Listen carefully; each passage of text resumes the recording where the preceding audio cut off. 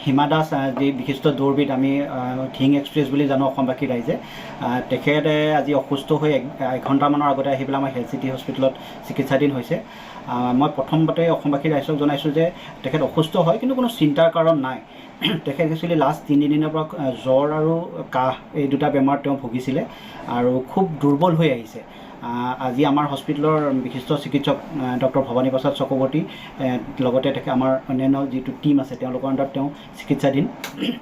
আমি ইতিমধ্যে তেখেতৰ গোটেইখিনি ইনভেষ্টিগেশ্যন আৰম্ভ কৰিছোঁ ইনভেষ্টিগেশ্যনৰ ৰিপৰ্টখিনি অহাৰ পিছত আমি পৰৱৰ্তী পৰ্যায়ত বা অহাকালি আপোনালোকক জনাম তেওঁৰ কি নেক্সট ষ্টেপ কি হ'ব আৰু তেওঁক এইচডিউত একচুৱেলি এডমিট কৰা হৈছে ষ্টেপ ডাউন আইচিইউ বুলি কয়